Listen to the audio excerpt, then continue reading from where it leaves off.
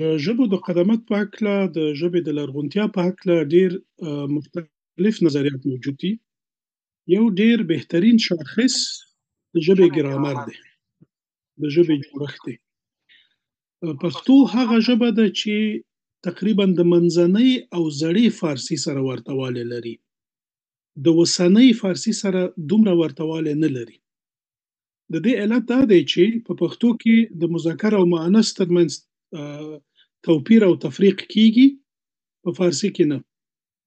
موږ غوا او غوایی وایو په داسې حال کې چې په فارسي کې یوازې ګاو یا په ایرانی تلفظ ګاف هغه لغت دی چې دواړو ته استعمالیږي. همداراز په پښتو کې حتی مخنث هم وجود لري تر اوسه پورې په ګرامري لحاظ. کله چې وایو دا یوه ورځ ده، نو ورځ په اولې کتنې سره مذکر بریښي، ځکه چې په ځې په یو کانسوننت باندې پای ته رسیږي، مګر دغه د بودن شکل ده د دې علامت دی چې دغه لغت اصلا ښځینه شکل لري، یعنی مؤنث دی. دغسې یو مثال ستن، دا یوه ستن ده، دا یو ستن دی نه دی، بلکې دا یوه ستن ده. د دې څخه معلومیږي چې ستن همچنان چې ځینې ورته ستنه هم وایي، دغسې یو دی چې اصل مخنث دی. نو ځکه وایم چې د دغه ژبني تحلیل څخه څرګندیږي چې دغه ژبه په کوم حالت کې، په کوم ګرامري حالت کې قرار لري. او دغه څه چې همدا اوس یې تشریح کوم، دا په فارسي کې یوازې په پهلوي ژبه کې وینو چې په منځنۍ دوره کې ویل کېدله، یا په زړه فارسي کې چې د هخامنشیانو په وخت کې ویل کېدله.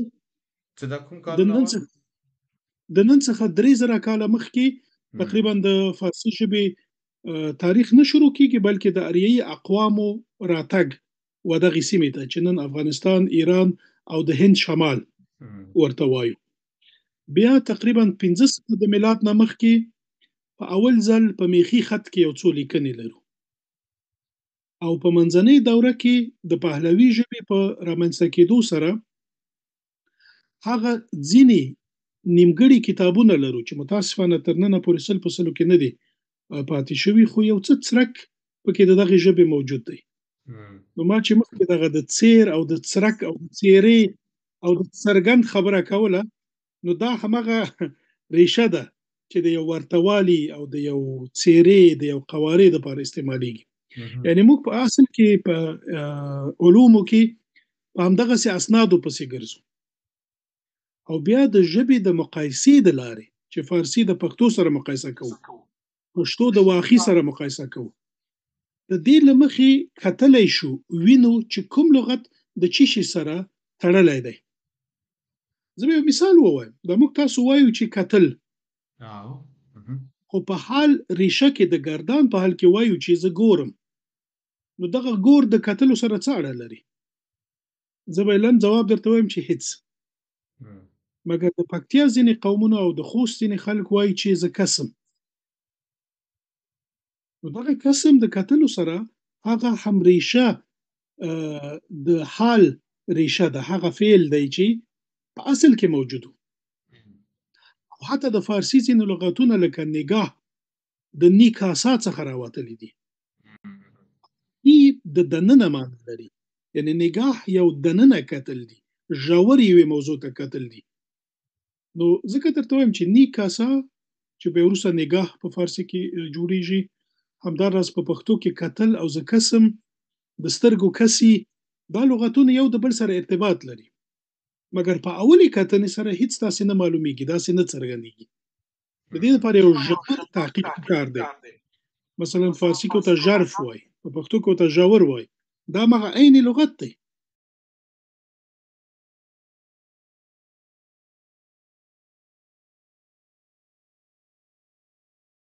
البته شکل بدل شوی دی، چون پښتانه د شرق یو قوم دی او فارسي اصلا د غرب یوه ژبه ده.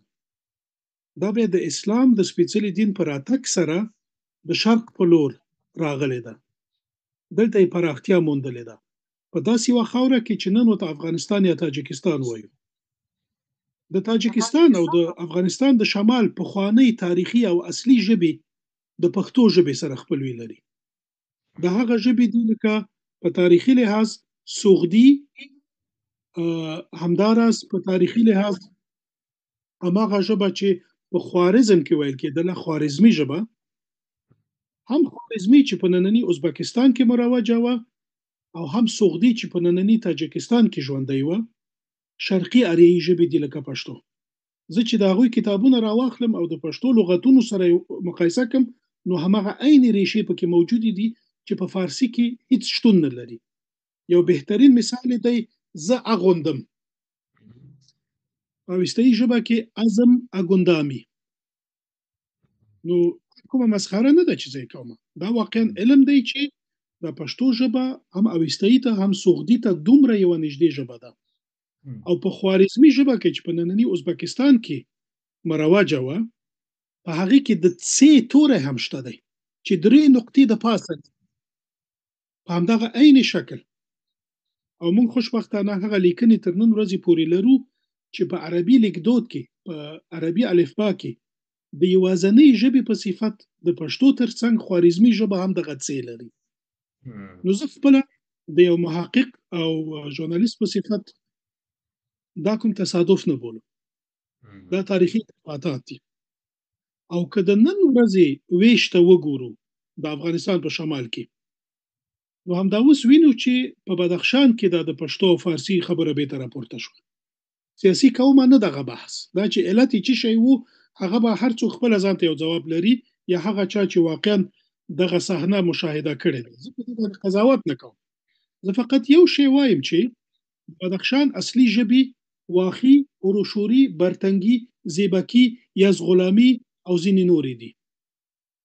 او دا ژبې په افغانستان، په تاجکستان او په پاکستان کې شتون لري. نو بناء دا د سیمې مشترک تاریخ دی. هیڅوک نه هغه خاوره کولی شي ځینې او نه دی خواته خاوره، ځکه چې دا یو اتنیکي واحد پورې تعلق لري.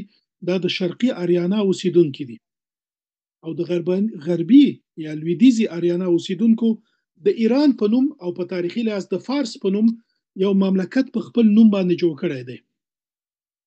د ختیځ اریایي وګړي باید ودانګي او خپل ځان ته یو لوی مملکت جوړ کړي چې دغه سیمې په بر کې نیسي.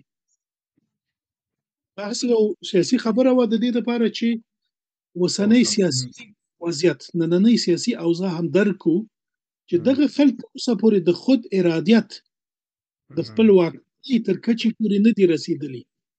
دلته تر اوسه پورې استعماري سرحدونه او کرښې وجود لري چې د دې سیمې اوسیدونکو شاید تر اوسه پورې هیڅ منلي نه وي. بالکل. او فارس د نظام په حال کې کنه د دې موضوع باندې زبر تر اعظم د پښتون درته کوم چې د ژبې خصوصا د پښتو ژبې څه رول کې دی چې برته زموږ د کلستوی پهلوي او اوستایي کنه دا یو ژبه ده او کنه دوی مختلف وختونو کې موجود وي او بیل ژبې دي. زه ډېر خلاص درته ووایم چې زړه فارسي اوله مرحله، منځنۍ فارسي چې مترادفه کلمه پهلوي ده، او بیا نوې فارسي چې دا نن وایو. دا 3 مراحل دي د یوې ژبې. اوس پوښتنه دا ده چې په ختیځ کې، په شرق کې چیرې چې موږ تاسو میشت یو، هلته څه حال و؟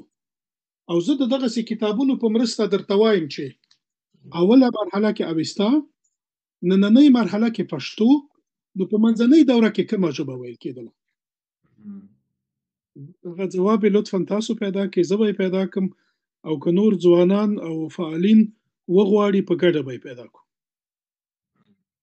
زه یو کوچنی څرک هم لرم. لرې؟ خو راته وایه. بس بیا به دغه بل کتاب هم درته ښکاره کړم. اوکې. Bacterian Documents 2. هغه Bacterian Documents 2 چې نیکولاس سیمس ویلیامز دغه کتاب چاپ کړی دی، دا یو بل څرک دی چې په منځنۍ دوره کې د افغانستان کومې ژبې موجودې وي، او آیا د افغان قوم په دې سیمه کې ژوندی و او که نه. نن ډېرې دغسې سیاسي خبرې کېږي او دغسې ادعا کېږي چې افغانان په دې سیمه کې میشت نه وو، مګر هغوی موجود وو. ځکه چې په دغه کتاب کې ذکر شوی دی. پوه شوم. او باختري یو له هغو ژبو څخه ده چې د افغانستان په شمال کې ویل کېدله او په همدغو شرقي ختیځو اریایي ژبو پورې تعلق لري، لکه پښتو، واخي، اوروشوري، برتنګي، زیبکي، ازغلامي او ځینې نورې چې دلته یادونه لازمه ده. او زه تاسو ته مثال وښیم چې افغان قوم په کوم مورد کې یاد شوی دی. هغوی ژوند د څه شي څخه عبارت و. دا لږ څه وخت نیسي چې زه دغه اصلي ځای پیدا کړم. هیڅ پروا نه لري.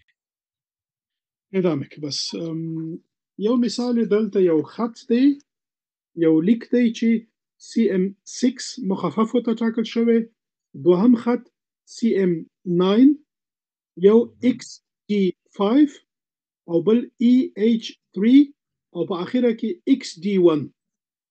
دا هغه درې خطونه دي چې په دې کتاب کې راغلي. هغه صفحې اوس پرانیزم ویډیو کې چې دلته صفحې هم راغلي وي، خو فقط مخفف دی متاسفانه. زه باید لږ ووینم.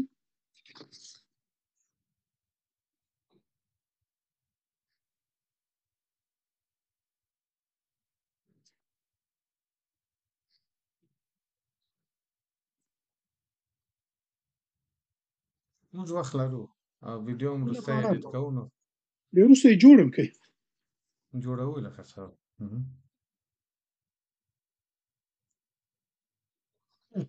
زه تاسو ته وښیم دغه ډاکیومنټ XD. دلته د لغت ویني، ما ته سم نه ښکارېږي چې مو نه بیا هم نه ښکارېږي، لرې ده چې ډېر صحیح ده. بس زه مجبور یم چې ویلولم او راته ووایه. نه ښکارېږي ما ته، ډېر وړوکی ده. Khaligada beat the Afghan, my dear brother, greetings from او داسې نوم ته غوږ کېده، فروما واراز. فروما واراز د هغې وخت یو افغان یا باختري پاچا نوم و. Okay. The ruler of Robe.